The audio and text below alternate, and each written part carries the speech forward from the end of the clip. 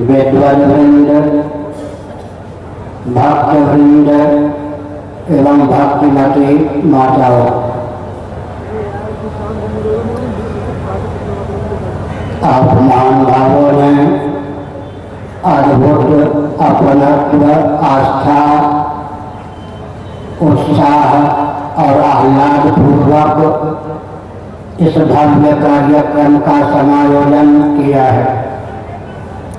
इस कार्यक्रम के समायोजन और संचालन में गुप्त अथवा प्रकट जिन महान भावों का योगदान है, भगवान श्री चंद्रमौलीश्वर की अनुकंपा के अमोघ प्रभाव से उनका सर्वविध उत्कर्ष हो, ऐसी भावना है। सज्जनों,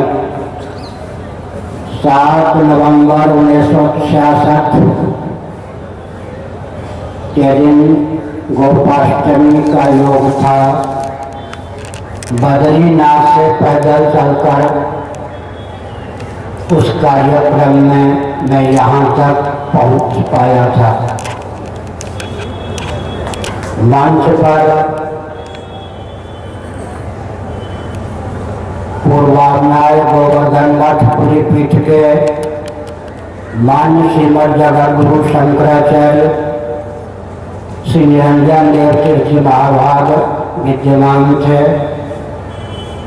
प्रातः स्मरणीय ज्योतिष पीठाधीश्वर श्रीमद जगद्गुरु शंकराचार्य श्री कृष्ण बोधाश्रम जी महाभाग विद्यमान थे। हमारे पूज्य गुरुदेव स्वामी श्री कल्पात्री जी महाभाग विद्यमान थे। श्री प्रदत्त महाभाग ब्रह्मचारी जी विद्यमान थे। भारत साहब समाज के अध्यक्ष विद्यमान थे।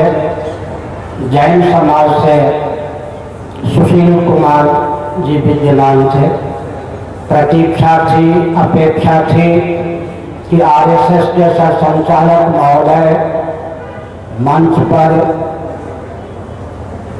दृष्टिगोचर होंगे, लेकिन वे मंच पर दृष्टिगोचर नहीं थे, कहीं आसपास भी दृष्टिगोचर नहीं थे।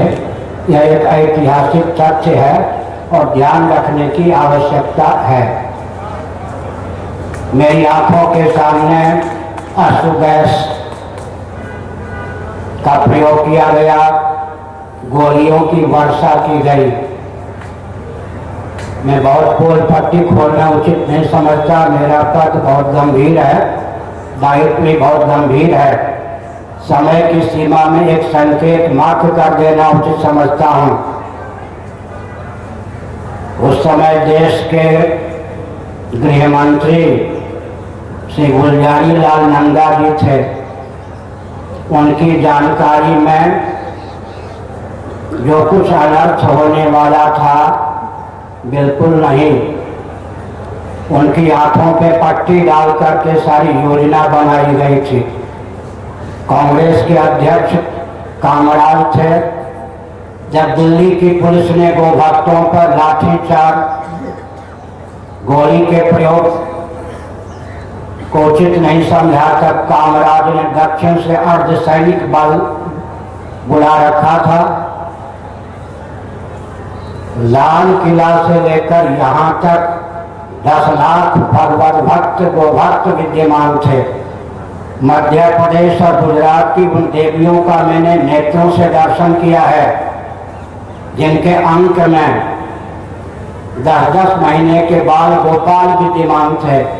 किसी ने कल्पना नहीं की होगी कि अश्रु गैस का प्रयोग होगा, गोलियों की बौछार होगी और मंच के नीचे जो दाहक सामग्री रखी गई थी उसमें आग लगाकर मंच को फूंक दिया जाएगा।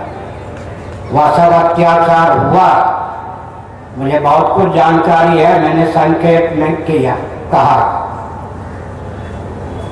1966 की बात है, 7 नवंबर 1966 की बात है।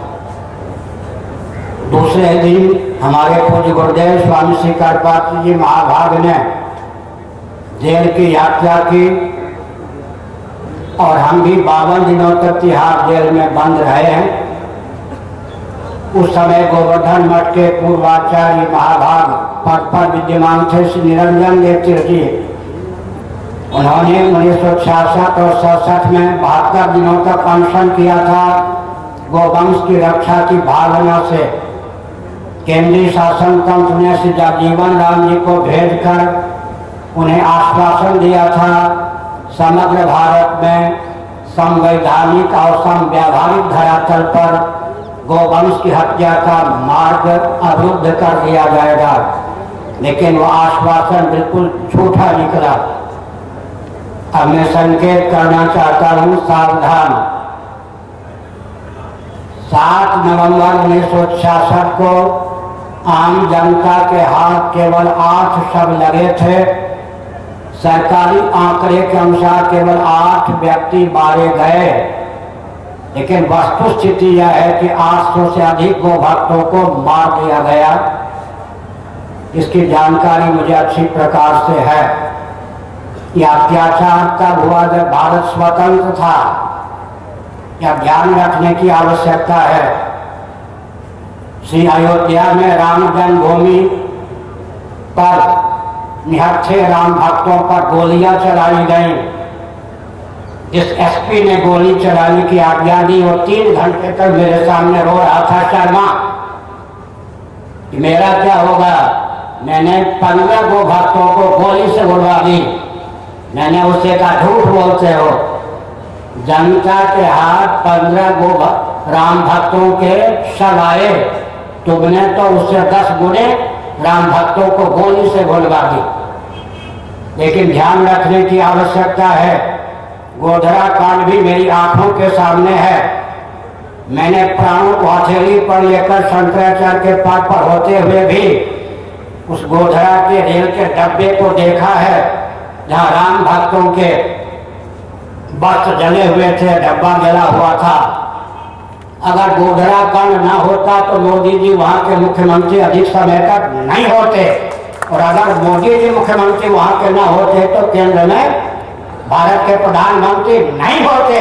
गोधरा के रक्त कांड ने मोदी जी को मुख्यमंत्री से लेकर प्रधानमंत्री के पद तक पहुंचाया है। यह ध्यान रखने की आवश्यकता है। आप सुनिए, एक भारत का व्यक्ति कहता है, राजनीतिक दल का संस्थापक, अगर हमने राम भक्तों को गोली से नहीं उड़वाया होता तो मुसलमानों का अनुग्रह नहीं प्राप्त होता। इतने समय तक उत्तर प्रदेश में राज्य नहीं कर सकता। इससे अधिक राष्ट्रद्रोह क्या हो सकता है, पूछना था। सज्जनों, भारत की कूटनीति है, किसी भी अभियान को छल व ढंग के चित्रों से एक बार राउंड दो, 50 वर्षों तक, 100 वर्षों तक उस अभियान का नाम हिंदू नहीं लेंगे। तो हमने संकेत किया, सज्जनों, हम कैसे कह सकते हैं कि सैद्धांतिक धरातल पर भारत स्वतंत्र है, भारत परतंत्र है, घोर परतंत्र है, और सैद्धांतिक धरातल पर भारत को स्वतंत्र करने की पुनः आवश्यकता है। मैं एक संकेत करना उचित समझता हूं, सावधान। हमारे पूज्य गुरुदेव स्वामी श्री करपात्री के महाभाग रुग्ण सरीखे थे। हम महाभागों को आदेश उनका प्राप्त हुआ, गोरक्षा की भावना से दिल्ली जाओ। धर्म संघ से पैदल यात्रा करते हुए मोरारजी देसाई भारत के माननीय प्रधानमंत्री हैं, उनके भाव का परीक्षण करो, निरीक्षण करो। प्रधानमंत्री के निवास स्थल के बाहर हम लोग खड़े थे। धर्म संघ दिल्ली से पैदल चलकर प्रधानमंत्री की कोठी तक आए थे। 3 महान भाव प्रतिनिधि के रूप में मोरारजी देसाई जी से मिले थे। कौन मोरारजी देसाई? जो कहा करते थे कि भारत के स्वतंत्र होने पर 1 कलम की नोट से गोहत्या बंद कर दी जाएगी। उन मोरारजी देसाई ने एक ज्योतिष पीठ के मानी शंकराचार्य, दूसरे पुरी पीठ के मानी शंकराचार्य, तीसरे राम राज्य परिषद के सांसद रह चुके नंदनंदनानंद सरस्वती जी, तो पहले नंदलाल शास्त्री के रूप में सांसद थे। तीनों मोरारजी देसाई से मिले। देसाई जी ने क्या उत्तर दिया? आप महान भाव इस बात को भूल जाते हैं कि मैं कसाईयों का भी प्रधानमंत्री हूं। समझ गए? कसाईयों का भी प्रधानमंत्री हूं। इसका अर्थ होता है कसाईयों का भी प्रधानमंत्री।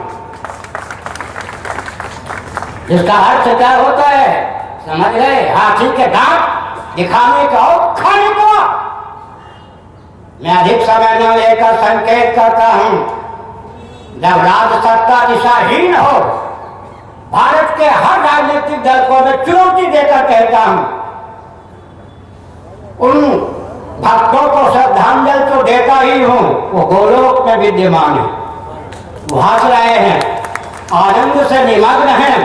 गाय के नाम पर उनके प्राणों को विहीन किया गया शरीर से, लेकिन उनका आशीर्वाद है, करुण क्रंदन भी है कि हमारे बलिदान को सार्थक करने वाला कोई माई का लाल भारत में जीवित है या नहीं है। हम संकेत करना चाहते हैं सज्जनों, क्या संकेत करना चाहते हैं? हमको हंसी मजाक आप न समझो। हमारी नियुक्ति साक्षात हरिहर के तेज से होती है। चुनाव के माध्यम से हम शंकराचार्य नहीं बनते। एक स्मरण दिलाना उचित समझते हैं। इस कल्प में श्रीमन नारायण से हमारी गुरु परंपरा चलती है। भगवान शंकराचार्य 10वें स्थान पर होते हैं। हम हों या आप हों, हमारी गुरु परंपरा श्रीमन नारायण से चलती है।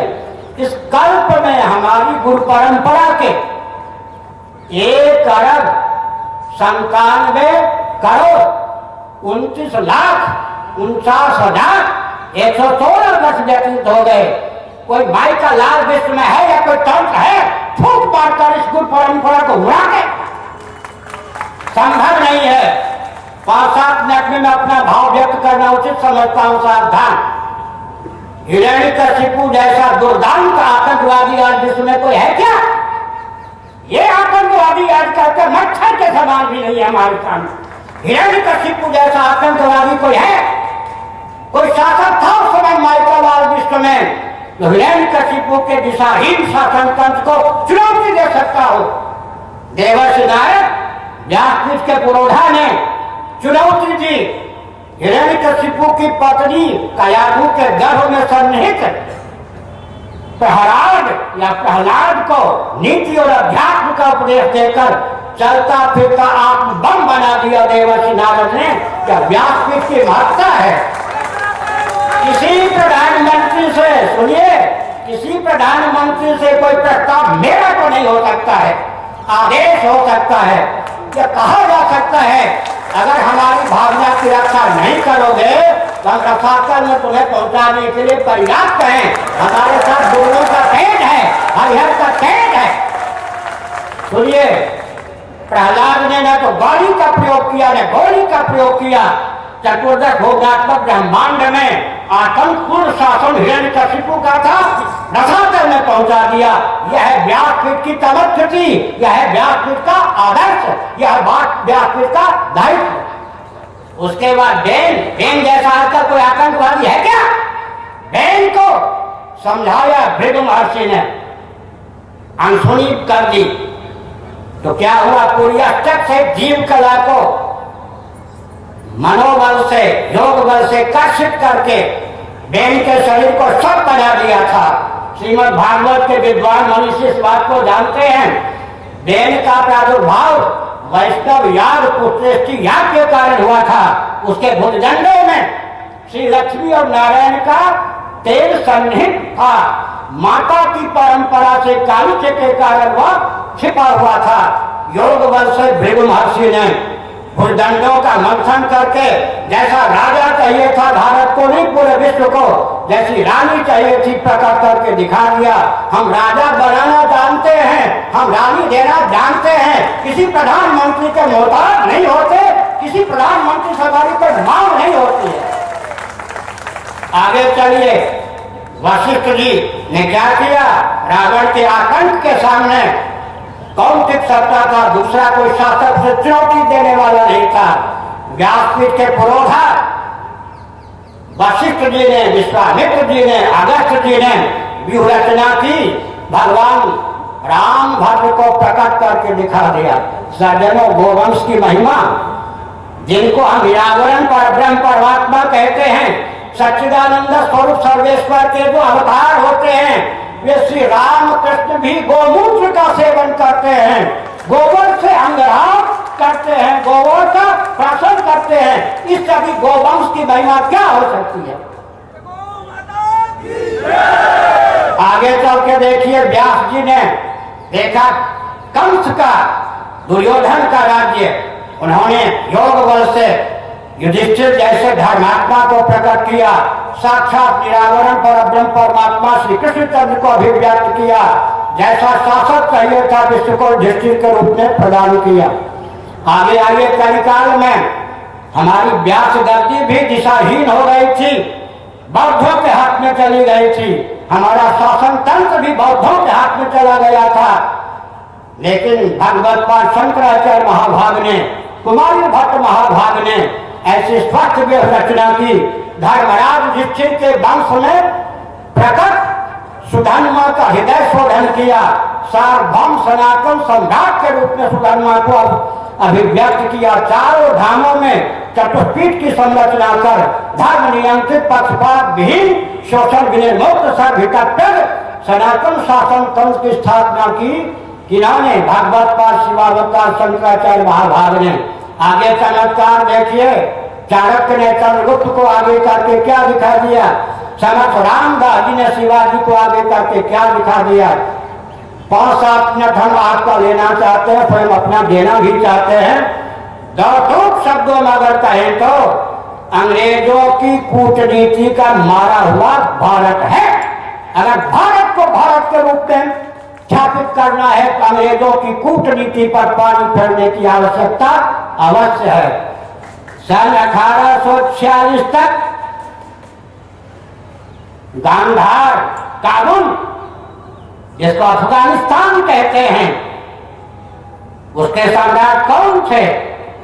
आगरा से लेकर गांधार काबुल अफगानिस्तान तक पंजाब के राजा रणजीत सिंह जी का शासन था, जम्मू कश्मीर भी उसके अधीन।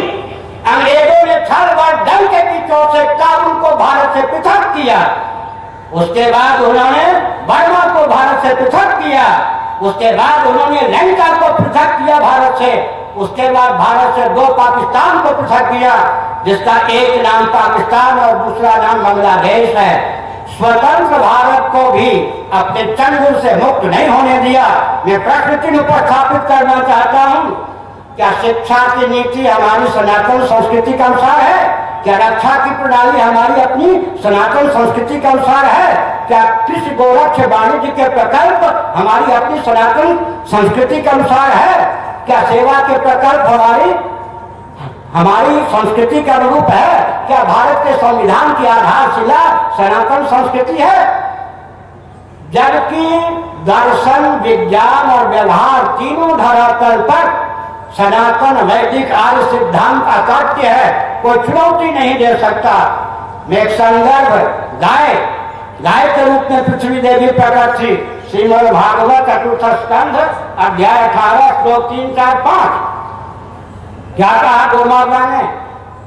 राजन पृथ्वी जी को प्रबोधित करते हुए गौ माता ने, पृथ्वी के मूर्त रूप गौ माता ने कहा, राजन वैदिक महर्षियों के द्वारा चिर परीक्षित प्रयुक्त उपायों को ताप पर रहकर जो विकास को परिभाषित और क्रियान्वित करता है, उसके सारे प्रकल्प मिथ्या हो जाते हैं। अभी मैं श्री अयोध्या गया था, रामलला तंबू में, इससे अधिक दर्दनाक स्थिति क्या हो सकती है? भारत के मुस्लिम तंत्र सावधान एक संकेत करना चाहता हूं, क्योंकि जगत गुरु का अर्थ होता है पूरे विश्व का गुरु। सुनिए, विभाजित भारत में 3 मुसलमान सज्जन अब तक भारत के राष्ट्राध्यक्ष बनाए जा चुके हैं। एक मुसलमान सज्जन भारत के उपराष्ट्रपति हैं। इस आदर्श को क्या बांग्लादेश प्रस्तुत कर सकता है? क्या अभी बांग्लादेश में मंदिर हमारे नहीं तोड़े जा रहे हैं? आंखों पे धूल झोंकने की आवश्यकता नहीं है। बांग्लादेश में हमारे मंदिर नहीं तोड़े जा रहे क्या?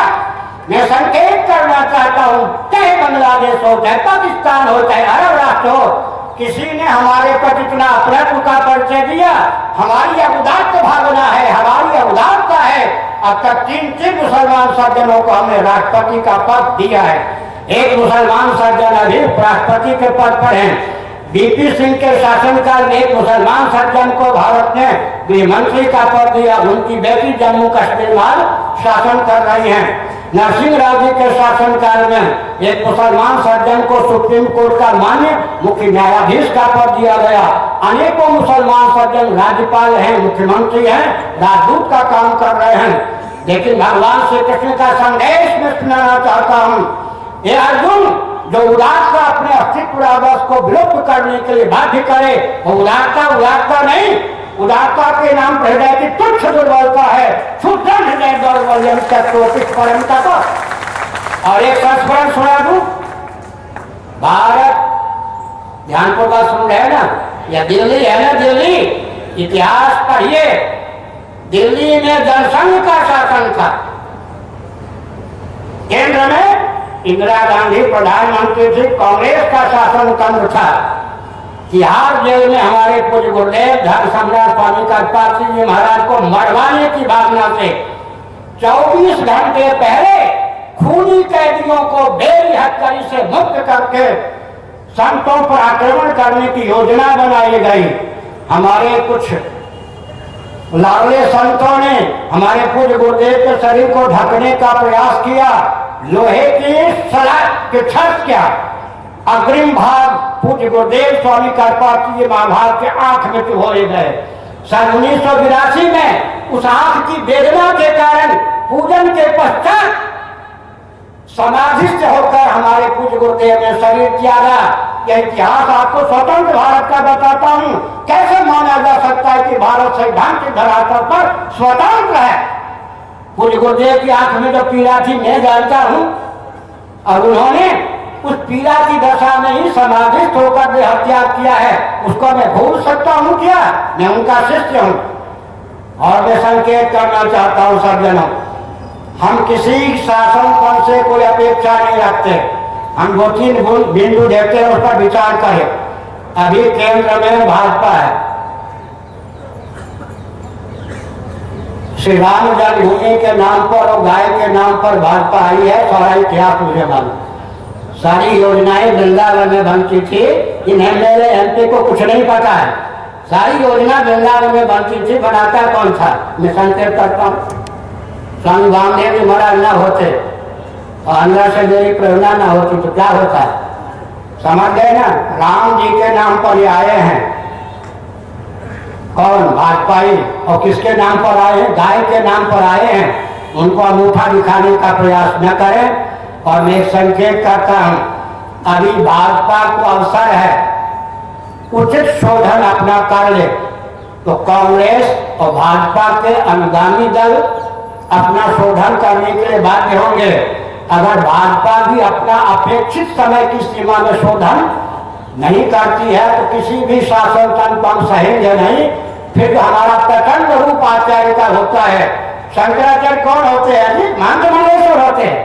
शंकराचार्य का अर्थ होता है शासकों को शासन करना। शंकराचार्य का अर्थ होता है शासकों को शासन करना। इस बात को भूल जाए सरकार। शंकराचार्य को क्या होते हैं? मंत्र होते हैं, मंगलेश्वर होते हैं, पुजारी होते हैं। मंत्र बहुत ऊंचे, पुजारी बहुत ऊंचे, मंगलेश्वर बहुत ऊंचे। इस बात को सरकार न भूले। शंकराचार्य का दायित्व होता है, क्या दायित्व होता है? शासकों पर शासन करना। बहुत व्याख्या न करके मैं प्राप्त करता हूं, अगर गुरुगद्दी की व्यासपीठ की परंपरा की उपयोगिता इस 21वीं शताब्दी में लग गई तो मैं अंग्रेजों से पूछना चाहता हूं, इस 21वीं शताब्दी में रॉकेट, कंप्यूटर, एटम, मोबाइल के युग में अपने यहाँ विक्टोरिया से भी अधिक समय से एलिजाबेथ को क्यों पाल के रखा है? बताओ, समझ गए ना? हमारे यहाँ 70 वर्ष पूर्व राजतंत्र को मानवता के लिए अभिशाप, प्रगति के लिए अभिशाप घोषित करके विरुद्ध करने वाले अंग्रेजों, तुम्हारी छाती पर यह प्रश्न है, तुम अपने यहाँ 21वीं शताब्दी में रॉकेट, कंप्यूटर, एटम, मोबाइल के युग में विक्टोरिया से भी अधिक समय से एलिजाबेथ को क्यों पाल के रखे हो? भगवत पाद शंकराचार्य महाभाग, इन्होंने अपने कर कमलों से पुनः द्वारकाधीश को प्रतिष्ठित किया, इन्होंने अपने चिन्मय कर कमलों से पुनः बद्रीनाथ जी को प्रतिष्ठित किया, जिन्होंने अपने चिन्मय कर कमलों से पुनः श्री जगन्नाथ जी को प्रतिष्ठित किया। ईस्वी सन से 507 वर्ष पूर्व उनका प्राकट्य हुआ। उस समय विश्व में न मोहम्मद थे कोई, न उस समय ईसा थे, न उनके अनुयायी थे, न कोई पारसी थे। शंकराचार्य विश्व के माननीय सार्वभौम गुरु होते थे। उस परंपरा को विलुप्त करने के लिए अंग्रेजों की कूटनीति, एक राजनेता को प्रधानमंत्री का पद दिया, दूसरे राजनेता को महात्मा कहकर ख्यापित करके व्यासपीठ आध्यात्मिक मनीषी के रूप में ख्यापित किया गया।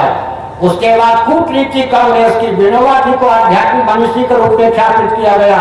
उसके बाद कांग्रेस की और कूटनीति मान दलाई लामा जी अघोषित भारत के सर्वश्रेष्ठ आध्यात्मिक मनीषी गिने जाते हैं, जबकि उनका पहला वाक्य होता है कि हम हिंदू नहीं हैं। सज्जनों, व्यासपीठ और गुरुगद्दी को विलुप्त करने के लिए अंग्रेजों का षड्यंत्र है। अंग्रेज भी धराशायी हुए बिना नहीं रह सकते। पूरे विश्व को अभय दान देकर हम आज इस मंच से उद्घोषित करते हैं हमारी सचमुच में श्रद्धांजलि उन वीरों के प्रति, गोभक्तों के प्रति यही है। आप वरदान देते रहिए, आप आशीर्वाद देते रहिए, आपकी सहानुभूति चाहिए।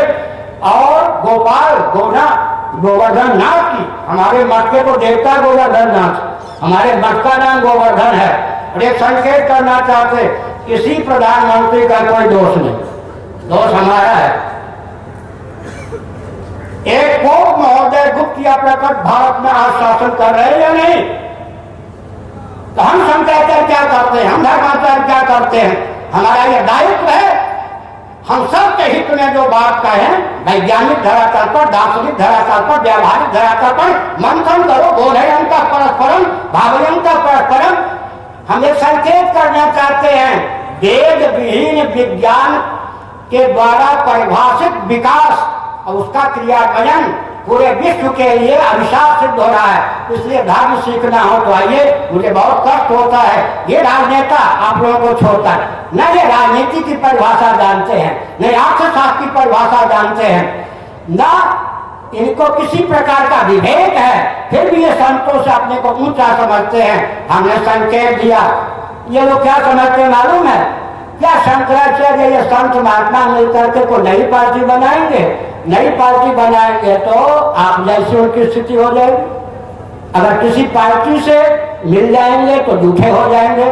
सब पार्टियों को क्या रसातल में पहुंचा देंगे? यही गुमान है नहीं राजनेता। हाँ, हर पार्टी को रसातल में पहुंचा करके भी धर्म नियम के पक्षपात विहीन शोषण विरोध सनातन शासन तंत्र की स्थापना होगी। और राजनीति के परिभाषा देकर मैं वचन को विराम देता हूँ। किसी भी तंत्र को अगर इस राजनीति की परिभाषा से परहेज हो, मुझसे संपर्क कर सकता है। सुसंस्कृत, सुशिक्षित, सुरक्षित, संपन्न, सेवा परायण, स्वस्थ और सर्वहितपर व्यक्ति तथा समाज की संरचना राजनीति की परिभाषा है। गोवंश की रक्षा होनी ही चाहिए। और राजस्थान की सरकार को मैं कहता हूं, आपने गाय के नाम पर वोट प्राप्त करके जो गोभक्तों का मुखा दिखाना प्रारंभ किया है, हो सकता है कि आपके शासनकाल की अवधि से पहले ही आपको जाना पड़े रसातल में। माननीय गृहमंत्री और प्रधानमंत्री ऐसा मुझे जानते हैं, मुझसे डरते भी बहुत है, सम्मान भी करते हैं, मेरा नाम सुनकर डरते भी हैं। राजस्थान में उचित मुख्यमंत्री को लाकर दीजिए, वो हत्यारों को हम नहीं सह सकते किसी भी प्रांत। और साथ ही साथ जैसे नाग पैसे 100 लाख की कहावत हम नहीं सोच सकते। हमारे लिए अगर कांग्रेस ने को भक्तों को मरवाया तो